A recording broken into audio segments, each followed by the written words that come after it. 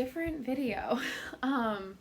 So we are currently in my crafting slash sewing room, and I just thought that I would show y'all around a little bit. Not all of my quilts are in here. One of my quilts is on my dad's bed at his house. My first ever larger quilt is in one of my guest rooms, and my current quilt is on my bed. And then I have a couple of throws in the living room. So I can do a more comprehensive quilt video later, but I just thought it would be really fun to show the update to the quilt that I worked on 2 weekends ago now. 1 weekend? 2 weekends. Last weekend? I don't remember.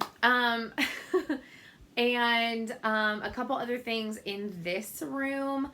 I also have like a quilt that my great grandmother made, and me and my mom made a replica of it, or as close as we could. I have, well, my sewing desk is an absolute mess, all that kind of stuff. So I just thought that in this angle I would show what I have. So I'm going to turn the camera just a little bit, and you can see that I have this quilt hanger over here, and I have this antique quilt of Sunbonnet Sue's. They are hand stitched on there. It is hand quilted, and the quilt is about from the 1940s, 1950s. And we found it at an antique store. It was in really good condition, and it was a really good price, and so we decided to pick it up. One that I just need to finish the binding on is this guy right here. Now, this one was a free pattern at my quilt shop, and I don't remember who it's by. That is one thing that I'm not very good at as far as quilts go. I don't remember like as many names of designers or names of the quilts or anything like that. So sorry. If you happen to know it though, leave it in the comments.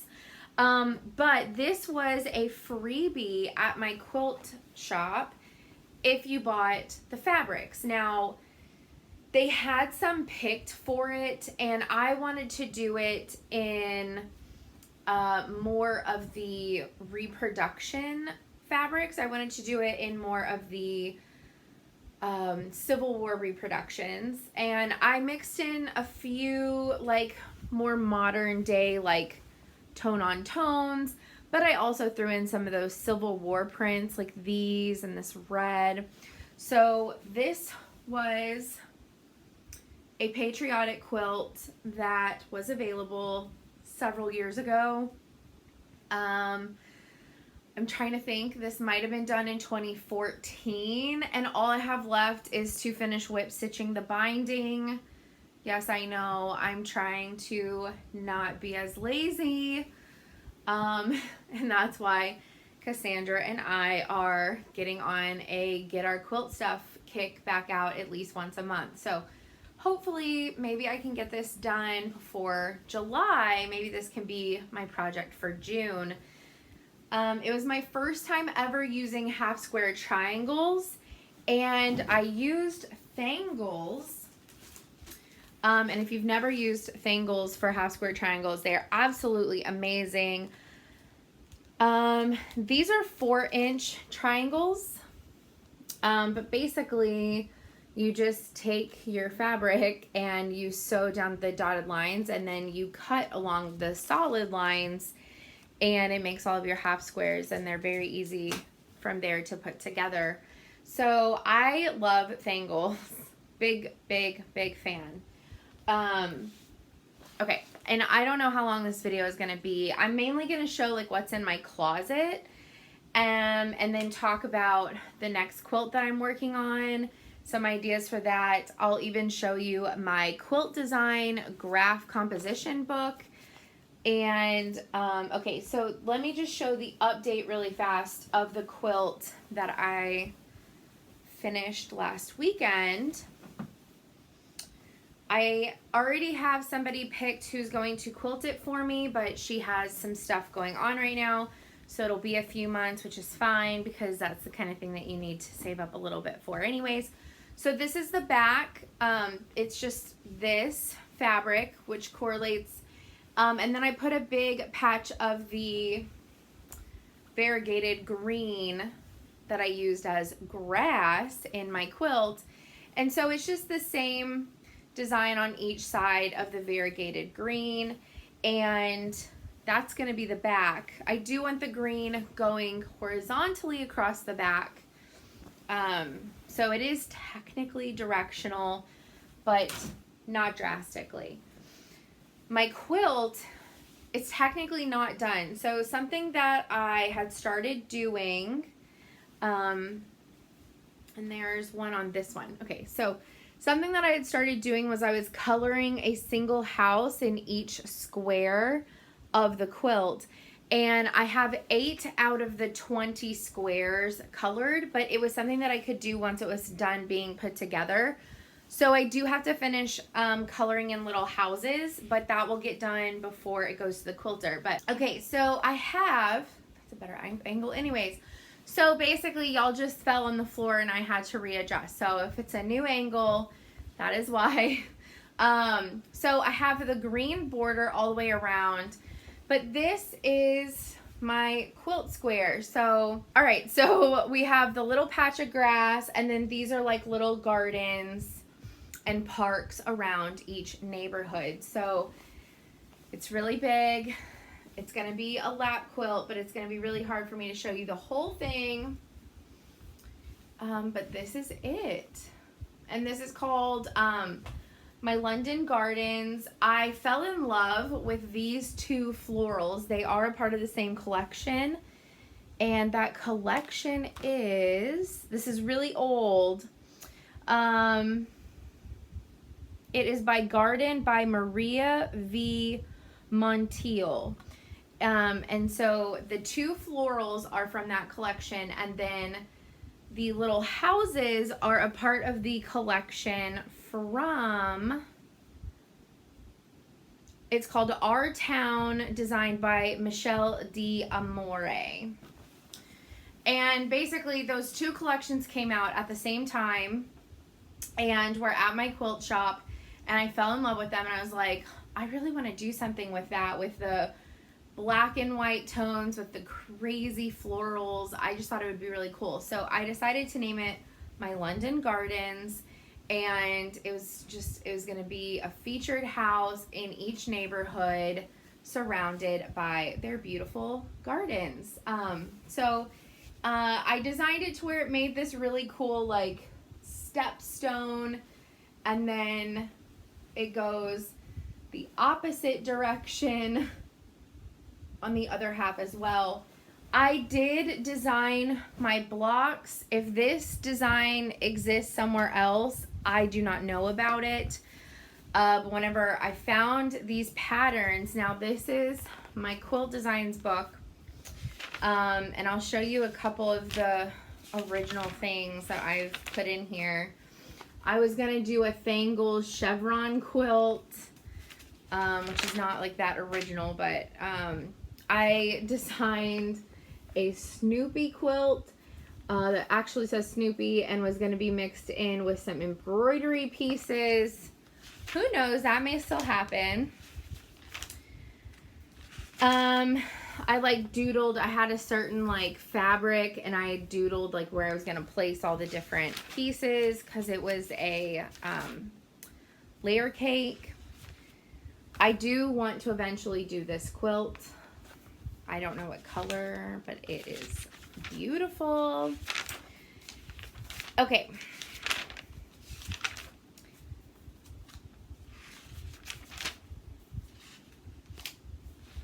I have one that didn't work out.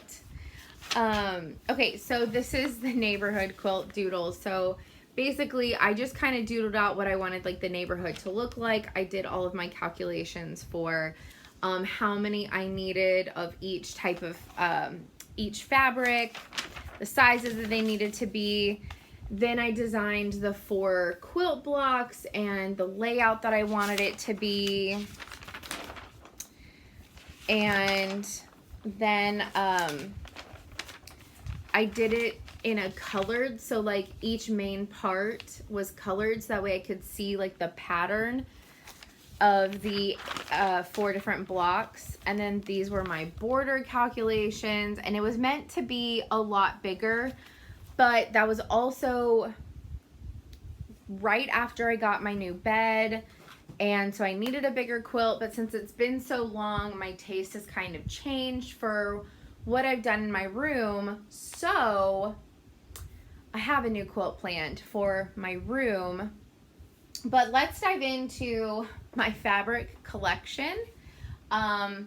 These are really cool clocks, by the way. It's a David Allen clock, and you can get them on Amazon or from his website.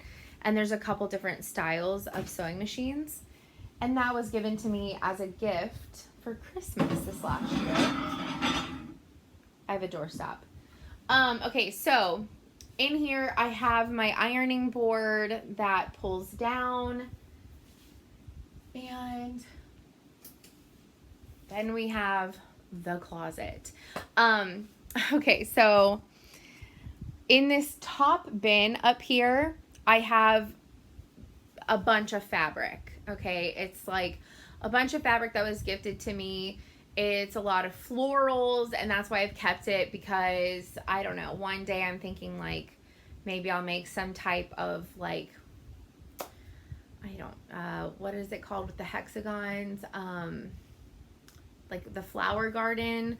I can't remember the name of it. In the bottom bin is quilt tops that I need to have quilted. I don't know what all to do with them, but I will get this down.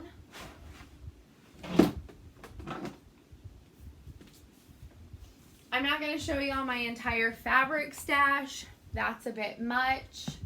But I will show y'all some of these quilt tops because they are my great-grandmother's, which is another reason why I don't entirely know what to do with them. They are all hand-stitched, but some of her stitches are not as good as others, and I'm just afraid. Like, these ones are really close to the line. These ones are a little bit further. Some of them are stitched really big. Some of them are stitched really small. But this is actually, these are all squares. So these all match. So they also need to be put together, some of them. So these squares all match. So we have this fabric, this plaid. We have this really awesome blue floral. My great-grandmother died in the 70s, so these fabrics are definitely from long ago. There's this one that has like little harps, and it kind of looks like that's a pipe, but I'm also not really sure, but it has little like harps and stuff on it. So not the most beautiful of quilts, but that's not what they were for back then. She didn't have an indoor bathroom. She didn't get indoor electricity until the 70s. So, I mean, they were utilitarian. They were not meant to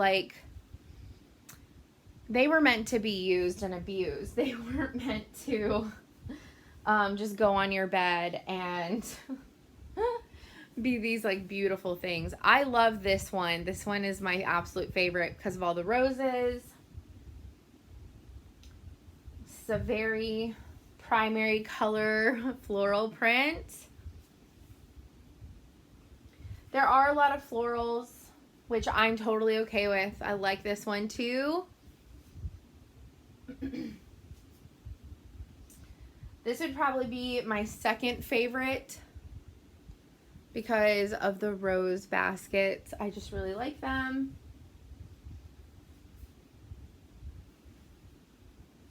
This one, which I swear I have some fabric that looks like this up in that bin. I love this one because I love the 70s. But oh my, this is amazing. So I don't know, I might make these into like some throws. I'm not really sure. And then that's the last one for those.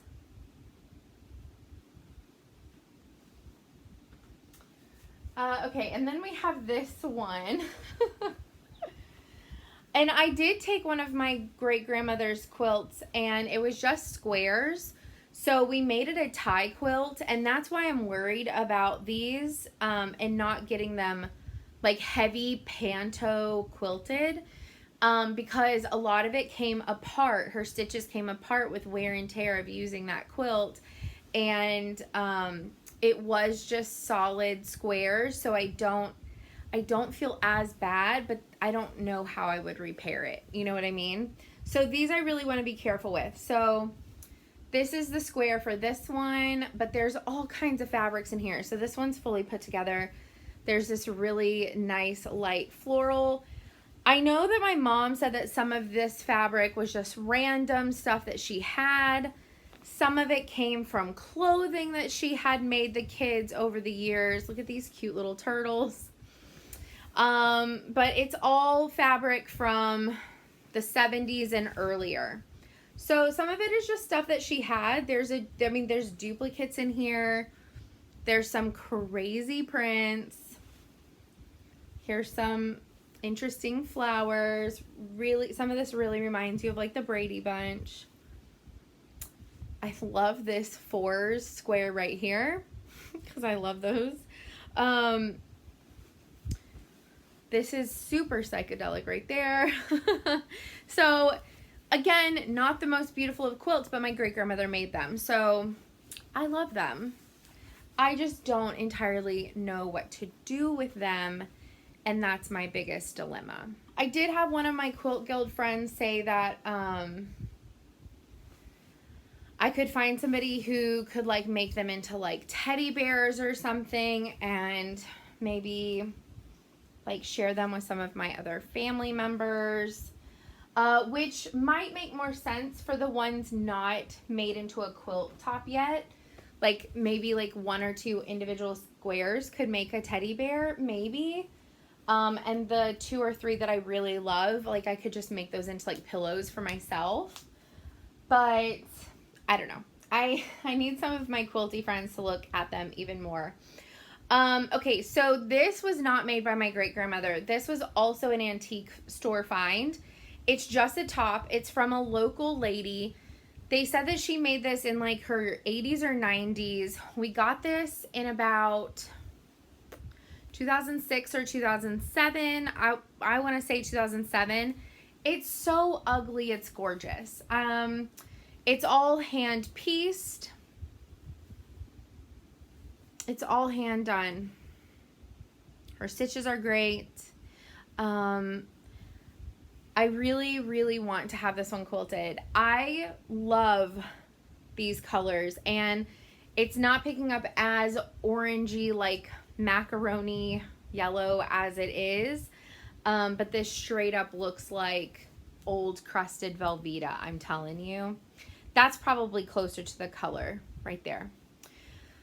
But I absolutely love it.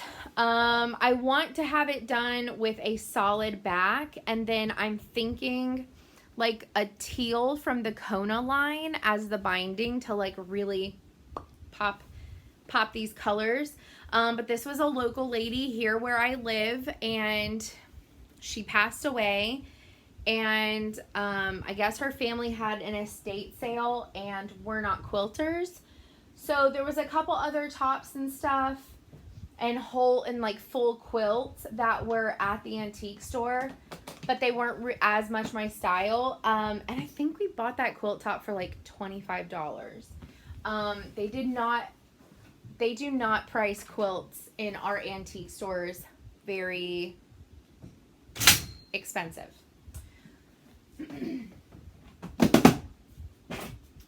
Just yesterday, we went to one of the antique stores and I got a piece of, oh my gosh, I have to wash it, so that's why it's not in here, of feed sack. Bright orange floral. And I have a couple other feed sack fabrics, which I can show you. And it was $12 for the whole thing.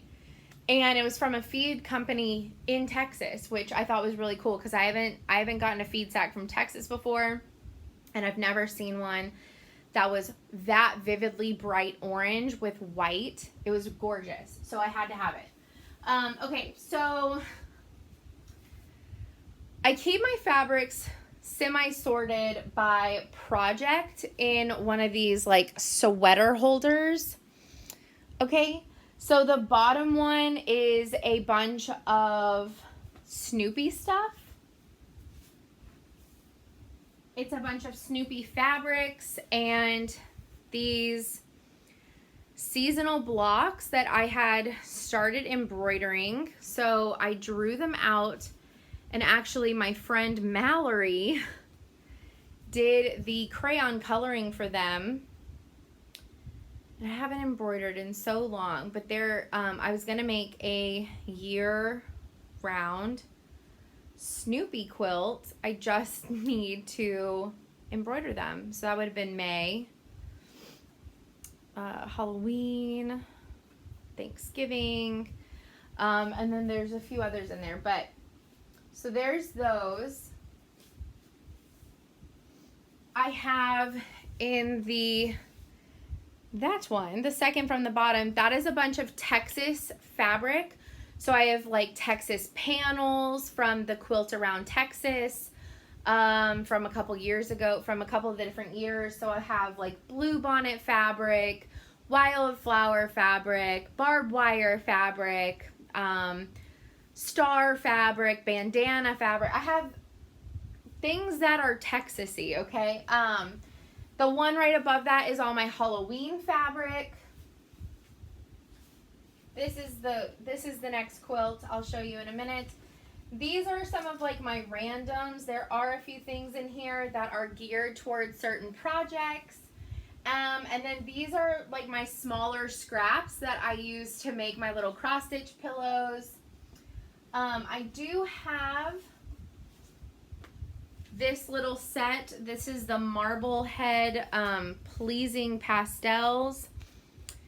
I won this actually. It's $51 value. It's a bunch of fat quarters. I won this at one of my Quilt Guild meetings a while back. And I haven't found the perfect use for them yet, but I might have a use for some of them.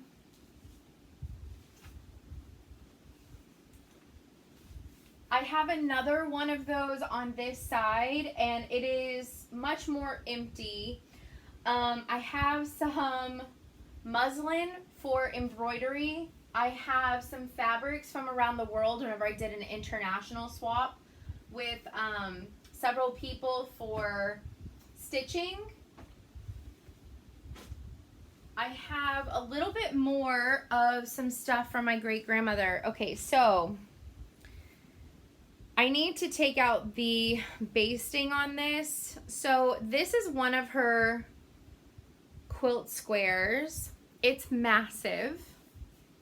And we were gonna make these into, we were gonna quilt them and then make them into giant pillows for the living room. But I wanna do something else with them, I think. But I do love this fabric in the corner of this. There's like little deer and ponies and this rooster and this little, where'd it go? I just saw it. Anyways, very, very cute. But there's this one. We were gonna make them into giant pillows, and I just don't want to do that anymore. There is this one.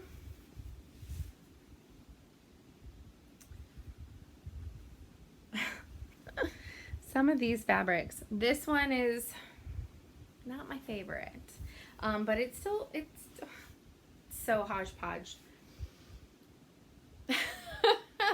It makes no sense.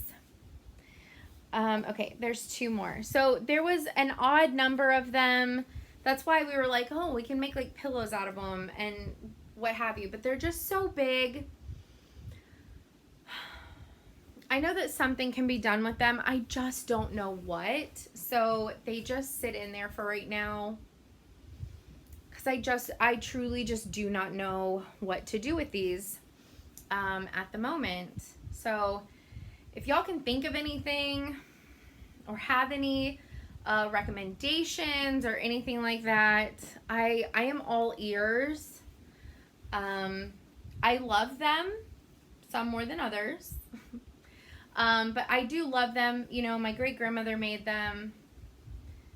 I never got to meet her, but it's really fun that we had similar hobbies and things like that. And so I really want to do something special with them. I do like the idea of having some stuff made into like teddy bears or something like that and sharing them with some of the cousins, or a few of her kids are still alive, so giving maybe one to each of them. I just happened to get all of this stuff because it was given to my grandmother, and whenever me and my mom got into quilting before my mom's mom passed away, she gave me all of this. She passed it on to me. So that's how I ended up with it. So I know that some of them I think would be really cool to find somebody who can make those bears and have some of those made and give them to some of the cousins that are in my generation, and also maybe to, or not maybe, give them also to, she has like, there's only 2 of her kids still alive, 2 of my great out of like 10.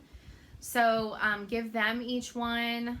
So it's that's kind of where I know that I can do that with some of these that were not made into an actual quilt top. I only have 1 quilt top left, as you saw. So I don't know if y'all can recommend somebody. I don't know if anybody in my guild makes them. I'll have to ask whenever we're able to meet back up. Make that announcement. Hey, contact me if you make bears out of antique stuff. Okay, the last quilt top that I've made that has not been quilted is this one right here. Now, we had what was called a charm school, and it was a day-long thing, and you came with charm packs, and you brought as many as you needed to make the quilt size that you wanted. And I decided to do muslin and 30 reproduction 30s fabrics, and I did the windmill. So we had like 20 to choose from, and I still have my packet from Charm School. That's what we called it that day. It was called Charm School, but it was like $20 to participate, and we all met up at a church. Patsy provided lunch for everybody, which was absolutely phenomenal. She was an amazing cook. And we all brought our sewing machines and our charm packs, and we sat in like this like C shape, and Susie, who's one of my really good friends, she would go around and help everybody like working with charms and just figuring out these quilt designs. Now, the reason why I haven't done anything with this is because I made all of these, and I actually still have one of these charm packs left, because this is older. This won't tell me when it came out, but it was by Moda. It was called Hopscotch. So it had blacks, reds, pinks, blues, greens, and yellows of 30s reproductions. I made half windmills. I made half windmills to make floating borders, and there's just a lot of calculations involved with making floating borders, and Susie and I were gonna figure it out, and we just kept on getting set back because I was still in college at the time, and so need to finish that. But I wanted to put floating borders on it.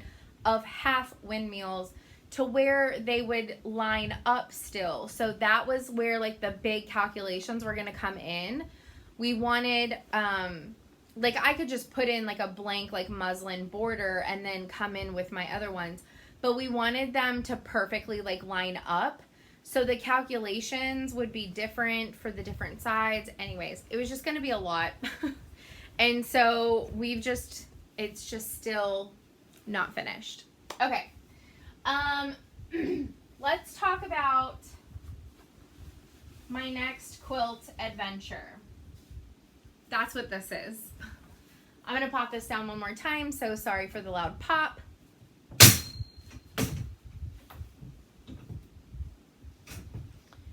So, a couple years ago, Cotton and Steel came out with a collection. I think it was maybe 3 years ago. They came out with the Cat Lady collection.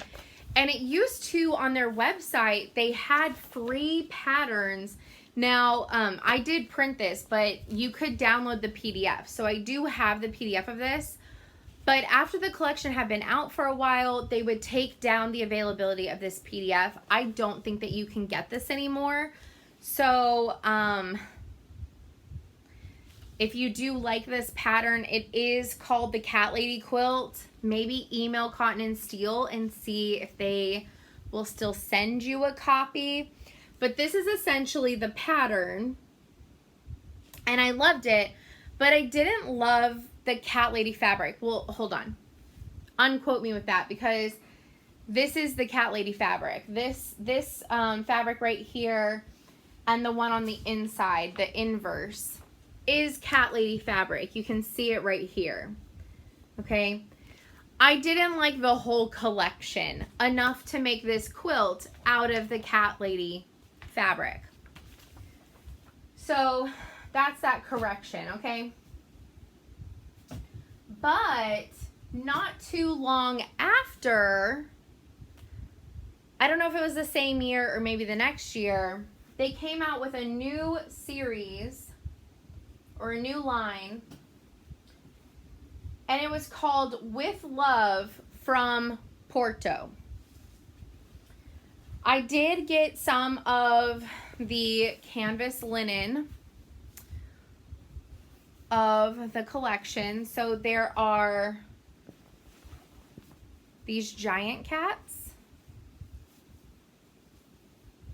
these smaller cats, and more of the giant cats. So one panel, you can make 3. So what a lot of people were doing is they were cutting out the cats and making them into pillows shaped like cats. So this one panel, if you wanted to do that, you could get 3 cat pillows. You could get 2 that look like this guy and 1 that looks like this guy. Make sure that's in frame. And then you had this small little repeat. So you could also make 3 little mini cats if you wanted. I've seen somebody take this and put it on a lampshade. I've seen a couple different things. I've seen this used to like make throw pillows, but not as like the cat, but like the square around it with the flowers. So I just wanted to have some of this canvas. I don't know yet what I want to do with the canvas part. But I now have a queen size bed, but I like oversized quilts on my bed. I like to have big draping sides and all of that jazz. And this quilt, the Cat Lady Quilt, is 4 yards of backing fabric, 72 by 72 inch batting, and the top of a queen is 60 by 80. So this doesn't quite cover a queen size bed. It is a larger throw. But they give you the information on how to make the cats and everything, and they give you the template for that. It's really comprehensive. I've kind of like doodled out how I wanted it to look. But this pattern gave you like everything that you needed to cut out the cats, because they are appliqued. The cat face, the body, because you can sew on this, so you have to print out multiples. The cats are appliqued, but part of their yarn, the straight line of their yarn, is sewn into the square. So basically the cat and the ball are appliqued, and the straight lines from the balls are sewn. But yeah, so the finish of this quilt is, I'm trying to find like exactly what it says, where it says that.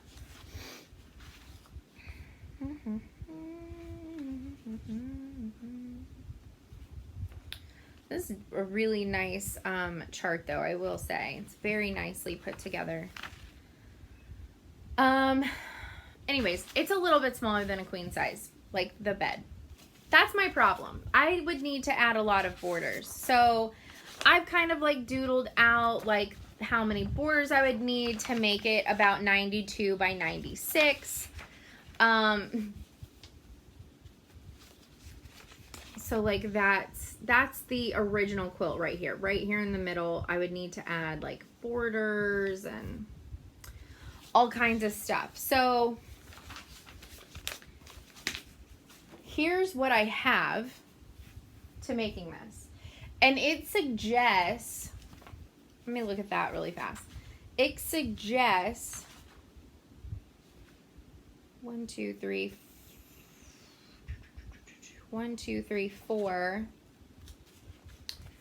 4 fabrics for the pieced part, a fabric for the yarn balls, and then 2 fabrics for the cats. So 4 main fabrics. Well, I have way more than that. So I have this from the Porto collection, these cute little tiles. Does this tell me exactly which one this was from the collection? No. It was the tiles though. Super cute. I love this one. So I have 1 fabric. These little birds were a part of it. These little these little birds in this mustard color. So I have 2.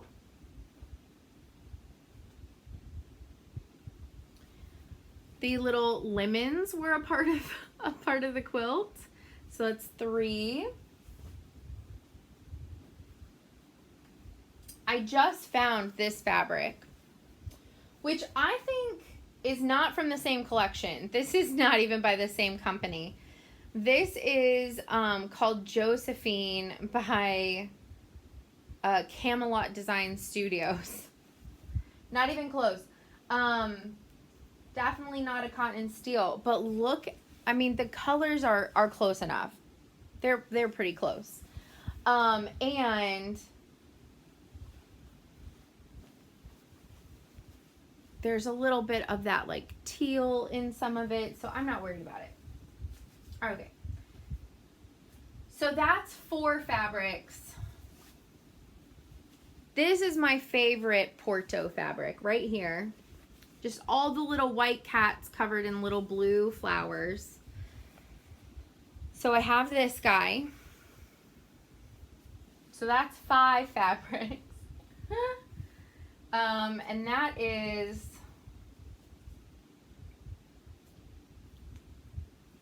I think it's only a yard. Then I found a yard of this. So this is from a different cotton and steel collection, but a lot of their collections, the colors all go together. So if you've never heard of cotton and steel and you like any of this, you need to check them out. Because sometimes they'll do like, I should really cut these with scissors, but they're covered on my table by fabric. Go figure. A messy craft studio. Anybody else? didn't help. I found a lot of these because my shop didn't carry any of this collection. I found a lot of these at Quilt Market. So this went with a different collection. This went with the Sienna collection. But the blues go. I mean, it goes. You know what I mean? And then I needed like a fun print. This is a yard as well. In the yellow, in the mustardy color.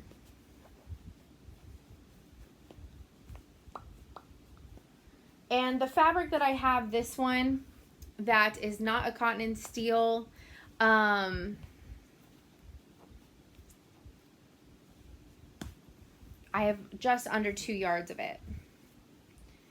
So this is from also from the Sienna collection by Cotton and Steel. So I thought that was a really good, like, neutral.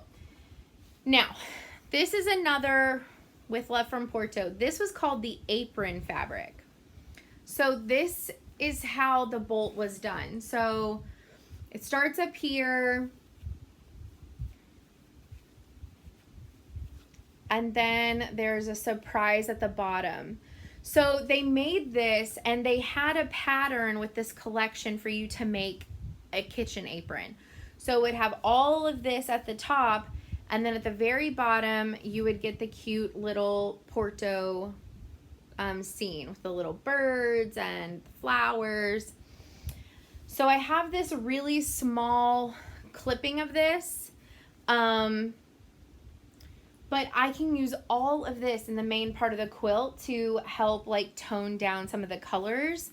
And it has gold in it, the mustard, and the blue. So I have that small clipping of that. But I also was able to find a big section of it. And I don't remember, I got this at Quilt Festival. It's just at 2 yards. I think I got the rest of the bolt. So this would probably become one of my borders. So on my doodle, one of my mini doodles, it would possibly be like the bottom border down here. This bottom one. At the very bottom of the quilt. But I've like doodled out all kinds of things for this because I can't figure out how I want to create it. I created this layout in Excel of like kind of like the fabrics that I wanted and where, like which ones I really wanted to be like in the center, and like I could use just the cats in the corner. Like I've played with this, guys. I've played with it, and I need to sit down and finalize what I want to do with it. And I can't decide if I want to rework this a little bit to make this part of the quilt perfectly fit the top of a queen size bed, because I'm really weird about that. I like having the top of the mattress be the main part and then everything down be just borders. I'm really OCD about that. And so, but I would need to like shrink it a little bit and extend it. So I would have to kind of like expand some of these rows and maybe shorten it a little bit this way, expand it a little bit the other way. I have to play with the numbers. And then I have to figure out where I want my borders, right? And all of that malarkey. Now, I haven't figured out what I want the yarn balls to be, but that marble fabric might be a really fun idea. Maybe I could do a different color for each cat. But let me talk about my plans for the cats, okay? Now, my family has had a total of 6 cats. Daniel is solely 100% my dad's because he's had him for the last 6 years. Potter is 100% solely mine. Our very first cat as a family was Milo. He kind of adopted us. Then we got the twins. The twins was Tigger and Sassy. Tigger was mine. Sassy was 100% solely my mom's until my mom passed away and she had to pick a new person, and obviously it was my dad because I didn't live there. Our fourth cat was Gizmo, and Gizmo was also solely pretty much mine. Milo was mine and my mom's. So, Milo was an orange tabby. So I went on the hunt for beautiful, beautiful fabrics that could be made into cats. Now, I would still, look at all of that variegation, you guys. I would still cut this up and do different sections and do these triangles and like turn the fabrics to look like different directions of fur. But Milo would be all of the gold with a little bit of white, okay? Tigger would be the same. He was also a gold tabby, but he had little white paws. So I would finagle these pieces to have little white paws because that's what he had. He had a little white underbelly, so I may piece a couple or maybe like throw in like a little white piece. Gizmo, y'all have met on this channel. She was a calico, so she was gold.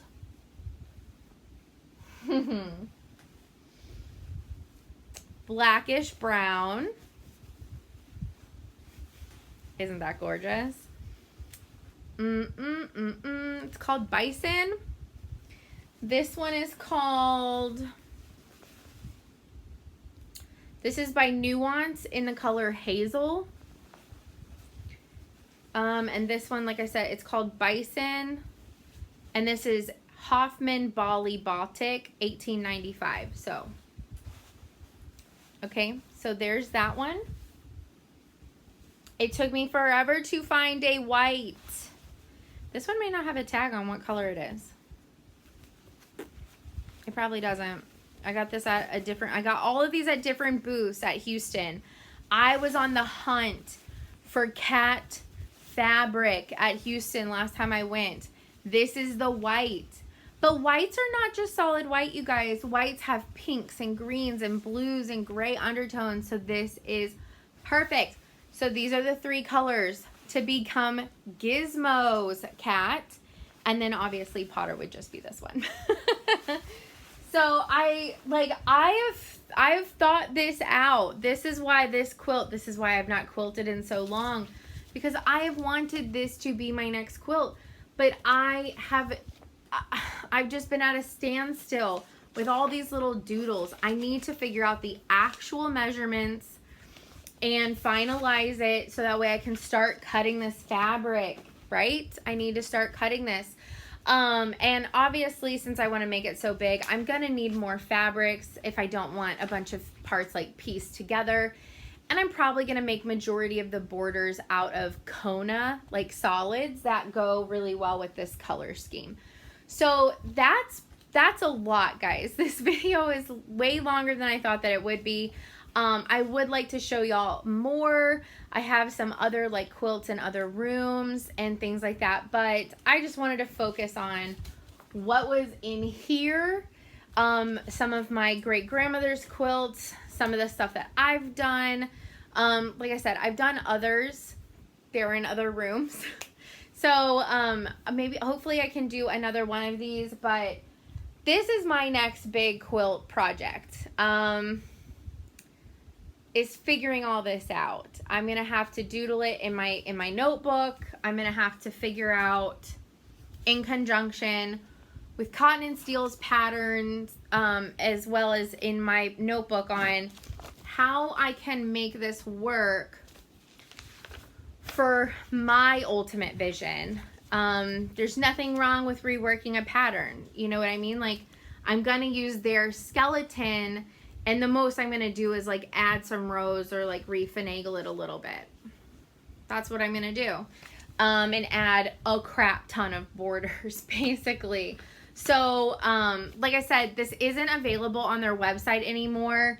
I think they have a blog, but it's kind of harder to like find. But you may be able to find it if Sarah Watts, she's one of the Cotton and Steel designers. It may be available on Sarah Watts's blog if she has one. I tried to see if I could find this online and I couldn't anymore, but you may be able to write them like I said. But I'm just thankful that I remember, like, I had the enough sense 5 years ago to save it. But yeah, oh, I even have like a paper of notes of how much I bought of everything. This is ridiculous, you guys. Because it also says, like, for, like, the fabric requirements, like, it's, like, 1.5 to, like, 1/4 yards. I think, like, the highest amount is 1.5 yards. And it's of this floral in this picture. But, see, I have so many other fabrics, and I have, like, 1/2 yard of some of them. I got full yards of most things. Okay, but some of these are like 1.5 yards, 1.25 yards, 1/4, a yard and 1/4.